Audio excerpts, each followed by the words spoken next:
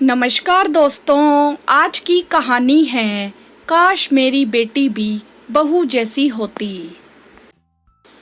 काफी कुछ हो गया बेटा, बस कर, अब घर चलते हैं। तुझे घर जाने को लेट हो रहा होगा। निहारिका जी ने घड़ी की तरफ देखते हुए कहा। बस मम्मा, आपके लिए जैकेट और देख लेते हैं। इस वक्त वहाँ ठंड पड़ रही होगी। और हाँ, अभी आपके शूज भी तो रह गए हैं। अब जहाँ इतनी देर हो गई वहाँ थोड़ी देर और सही। वैसे भी अब आपके पास टाइम कहाँ है दोबारा मार्केट आने का। मैं मम्मी जी को फोन करके बता देती हूँ, आते आते थोड़ा देर हो जाएगी, कहकर पल्लवी एक तरफ जाकर फोन करने लगी। पता नहीं आज मम्मी जी फोन क्यों नहीं उठा रही। कोई बात नहीं, मैं अभिषेक को मैसेज कर देती हूँ। अच्छा मम्मी, आपकी सारी शॉपिंग तो हो गई, अब फूड कॉर्नर में बैठ के कुछ खा लें क्या? पल्लवी ने शॉपिंग बैग संभालते हुए कहा। ना बेटा, घर चलते हैं, पहले ही काफी देर हो चुकी है। आभा जी घर में अकेली होंगी, तू घर जा, मैं कैब करके निकल जाती हूँ। मेरे होते हुए आपको कैब करने की क्या जरूरत है? निहारिका जी के मना करने के बावजूद पल्लवी ने उन्हें घर छोड़ दिया। वह कहते हैं ना कि जब देर होती है तो होते ही चली जाती है। और रास्ते में भी इतना ज़्यादा ट्रैफिक मिला। मम्मी को ड्रॉप करने के बाद सोचा रास्ते से कुछ ज़रूरी सामान और सब्जियां भी लिए चलते हैं। इन्हीं सब चक्करों में घर पहुँचते पहुँचते 8:30 बज गए। घर पहुंची तो देखा अभिषेक अभी तक नहीं आए थे। गाड़ी से सामान निकालकर अंदर आई तो अपर्णा पर नजर पड़ी।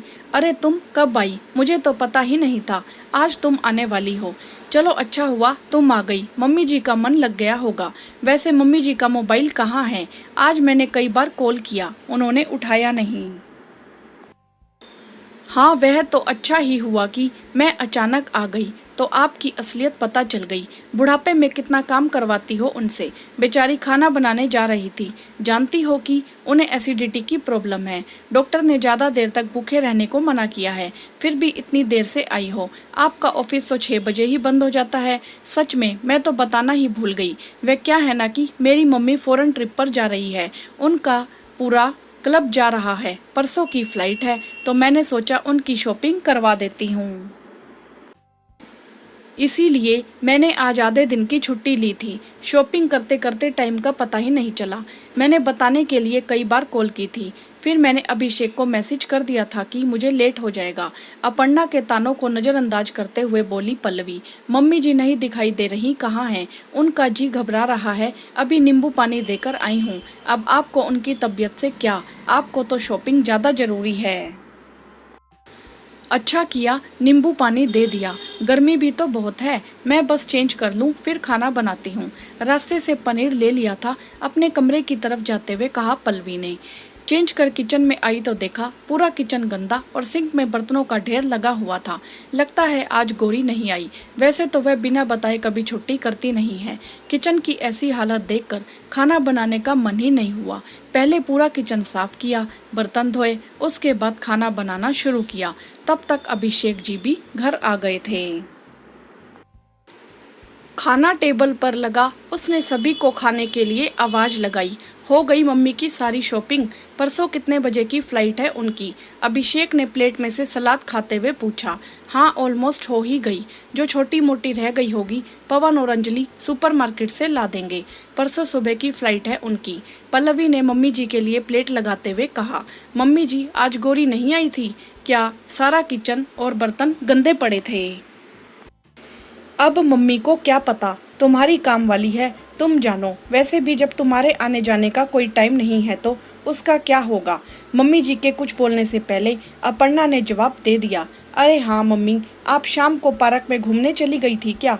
मैंने कितनी बार कॉल किया आपको? अभिषेक ने पूछा तो हड़बड़ा गई अपर्णा। अरे बेटा, अपर्णा को मार्केट में कुछ काम था, मैं तो मना कर रही थी कि गौरी के आने का टाइम हो रहा है, पर यह मुझे जबरदस्ती ले गई। इसी चक्कर में गौरी लौट गई होगी। फोन भी मेरा घर पर ही रह गया था, इसी ने वहाँ मुझे चाट खिला दी, तब से जी मचला रहा है मेरा। अरे मम्मी, तो क्या हुआ? तुम क्या घर की पहरेदारी करने के लिए हो?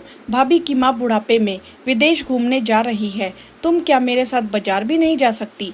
वैसे भाभी, आपकी माँ को यह बुढ़ापे में विदेश जाने का क्या शौक चढ़ा? और जाना ही था तो तुम्हारे भाई और भाभी जाते, जिनकी अभी नई नई शादी हुई है। नाती पोते खिलाने की उम्र में ट्रिप पर जा रही हैं, वह भी अपने दोस्तों के साथ, और आप उन्हें समझाने की बजाय उनकी शॉपिंग करवा रही हैं। व्यंग्यात्मक लहजे में कहा अपर्णा ने। यह क्या तरीका है बड़ों के बारे में बात करने का अपर्णा? आखिर तुम्हारी भाभी की मम्मी है वो। अभिषेक जोर से बोले। आप जरा चुप रहिए, मैं बात करती हूँ। हाँ अपर्णा, क्यों नहीं जा सकती मेरी मम्मी बाहर घूमने? कोई छोटी बच्ची है वो, जिन्हें सही गलत का फर्क नहीं पता। तुम्हें हक किसने दिया उनके बारे में इस तरह बात करने का? तुम जानती क्या हो मेरी माँ के बारे में? पवन और मैं जब छोटे थे तब पापा हमें छोड़कर चले गए। मम्मी चाहती तो दूसरी शादी कर सकती थी। सिर्फ 35 साल उम्र थी उनकी उस वक्त, पर उन्होंने ऐसा नहीं किया। पापा का बिजनेस संभाला, हमारी अच्छी से अच्छी परवरिश की, कभी अपने बारे में सोचा तक नहीं। आज जब मैं अपने में खुश हूँ, पवन का बिजनेस सेटल हो गया है, उसकी शादी हो गई है, तो क्या मम्मी को अपने बारे में सोचने का हक नहीं है? मैंने ही जबरदस्ती कहकर उन्हें क्लब ज्वाइन करवाया। आज उनका क्लब है, वे योगा क्लास जाती हैं, अपने आप को फिट रखती हैं, मॉडल कपड़े पहनती हैं।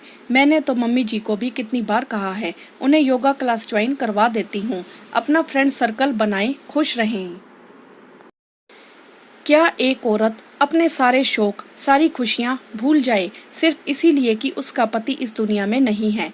क्या कभी किसी आदमी को अपनी पत्नी मरने के बाद जिंदगी पर शोक मनाते, अपने शौक त्यागते हुए देखा है? और करे भी क्यों? एक इंसान के जाने से दूसरे इंसान की दुनिया खत्म नहीं हो जाती।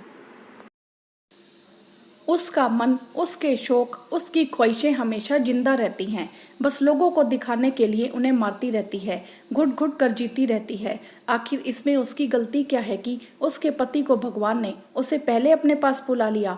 लेकिन जिसको जो कहना है कहे, यह मेरी माँ की जिंदगी है, वह उसे अपने हिसाब से जिएगी। क्यों करे हम लोगों की परवाह? लोग उस वक्त सहारा देने आए थे क्या, जब एक औरत अकेले अपने 2 बच्चों के साथ जीवन से संघर्ष कर रही थी। लोगों की तो छोड़ो, तुम अपनी होकर बात बात पर ताने मार रही हो। कहते कहते आवाज भर रही पल्लवी की, और वह खाने की टेबल से उठ गई। क्या हुआ पल्लवी, तुम इस तरह खाना छोड़कर क्यों चली आई? अपर्णा तो बच्ची है अभी, शुरू से ऐसे ही है, बात करने की तमीज नहीं है उसे। पता नहीं ससुराल में कैसे रहती होगी। अभिषेक के पीछे पीछे मम्मी जी भी आ गई। सही कह रहा है अभिषेक, इस लड़की को बोलने की तमीज नहीं है। अपर्णा की बदतमीजी के लिए मैं तुमसे माफ़ी मांगती हूँ बेटा। शायद मेरी ही परवरिश में कोई कमी रह गई। मैं सोचती थी बिना बाप की बच्ची है, इसीलिए जायज नाजायज हर बात बर्दाश्त करती रहती थी। मेरे लाड ने तो उसे स्वार्थी बना दिया, वह बस अपनी खुशी के बारे में सोचती है। देख अपर्णा, अभी तू बच्ची नहीं रही, यह तेरे भाई के साथ साथ भाभी का भी घर है। अगर बहन बनकर आएगी तो यहाँ तेरे लिए खुले दिल से स्वागत होगा, और अगर नंद बनकर दोस्त दिखाएगी, भाई भाभी की जिंदगी में दखल अंदाजी करेगी, तो मायके के दरवाजे तेरे लिए कब तक खुले रहेंगे मुझे नहीं पता। सच बताऊं तो पहले निहारिका जी के बारे में मेरी राय भी कुछ ज़्यादा अच्छी नहीं थी, पर अब जब मैं उनसे मिली हूँ, उन्हें समझा है, तो लगता है वह अपनी ज़िंदगी को जी रही हैं और मैं बस बोझ समझकर जिए जा रही हूँ। काश कि मेरी बेटी भी पल्लवी जैसी होती, जो अपनी माँ के लिए समाज से लड़ जाती। भावुक हो गई आभा जी। अभी भी देर नहीं हुई है माँ, आप जो चाहे वह कर सकती हैं। आपकी यह बेटी हमेशा आपके साथ है, आभा जी के पास आकर बोली पल्लवी। अब सिर झुकाए क्या खड़ी है, माफी मांग अपनी भाभी से। अपर्णा की तरफ देखकर मम्मी जी ने कहा, बस बहुत हुआ, आज क्या सब लोग डांट से ही उसका पेट भर दोगे? मुझे तो बहुत भूख लगी है, मैं दोबारा से खाना गर्म करती हूँ। पल्लवी के मन का मैल धुल चुका था। वैसे भी अपर्णा से बदला लेना या उसे नीचा दिखाने का उसका मकसद नहीं था। वह तो बस उसे उसकी गलती का एहसास कराना चाहती थी, जो उसकी माँ का अपमान करके उसने की थी। अब आप लोगों को लग रहा होगा कि आभा जी ने अपनी बेटी का साथ ना देकर बहू का साथ कैसे दे दिया। ऐसा भी कभी होता है क्या? वह शायद इसीलिए कि कहीं ना कहीं उन्होंने निहारिका जी की जगह खुद को खड़ा करके देखा होगा, तब अपनी और उनकी स्थिति में बहुत अंतर लगा होगा। शायद इसीलिए आज पल्लवी का पलड़ा भारी हो गया, क्योंकि है तो आखिर वह भी एक स्त्री, वह भी ऐसी जो सालों से समाज के बनाए बंधनों को मजबूरी में स्वीकार किए जा रही है। काश कि लोग समझ पाते कि उम्र के हर पड़ाव पर एक औरत को अपनी मर्जी से जीने का हक है, पति के साथ भी और पति के बाद भी। हाँ तो दोस्तों, आपकी इस विषय में क्या राय है, आप हमें कमेंट करके जरूर बताएं। वीडियो को लाइक करें, शेयर करें और चैनल को सब्सक्राइब भी करें। धन्यवाद।